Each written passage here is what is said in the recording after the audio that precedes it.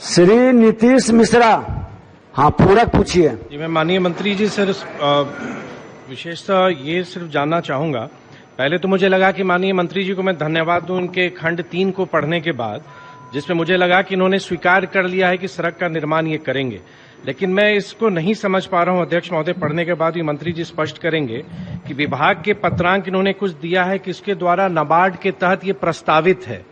दूसरा, इन्होंने कहा है कि प्रशासनिक स्वीकृति के उपरांत, ये तो इतनी समझ मुझे भी है अध्यक्ष महोदय कि प्रशासनिक स्वीकृति के उपरांत ही ये कार्य होगा।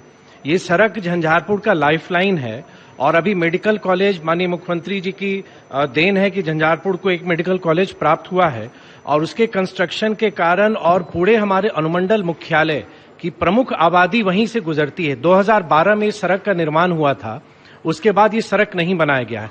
तो चौड़ीकरण का प्रस्ताव जो माननीय मंत्री जी ने स्वीकार किया है कि प्रस्ताव है, तो ये नाबार्ड के तहत इसको करवाना चाहते हैं। ये कब तक करा देंगे, कृपया ये स्पष्ट कर दें। और जब तक ये कराएंगे तब तक जो सड़क की जो स्थिति अगर वो मेंटेनेंस में है तो उसको मोटरेबल बनाने की भी कार्रवाई वो करें। यही माननीय मंत्री जी से मैं पूछना चाहूंगा।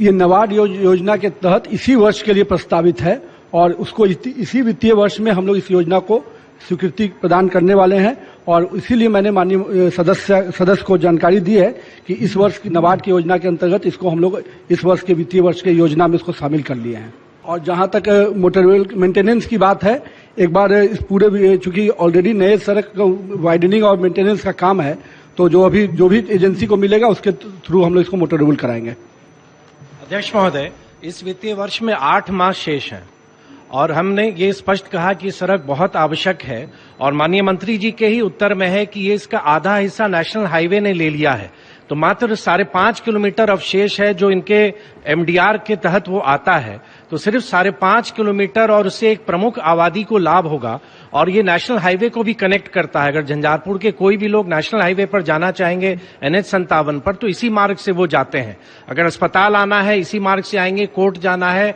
अनुमंडल कार्यालय जाना है, तो 8 माह में ये इसको स्वीकृति करेंगे, फिर पूरे प्रोसेस होगा। तो ये जो हमारा वित्तीय वर्ष है 21-22, तो वो तो पूर्णतः निकल जाएगा, इसमें ये कार्य संपादित नहीं हो पाएगा। मैं माननीय मंत्री जी को पुनः आग्रह करूंगा कि अगर संभव हो तो जितनी शीघ्र इस रोड की स्वीकृति प्रदान करें। बहुत लंबी सड़क नहीं है, लेकिन एक बहुत बड़ी आबादी इससे लाभान्वित होगी।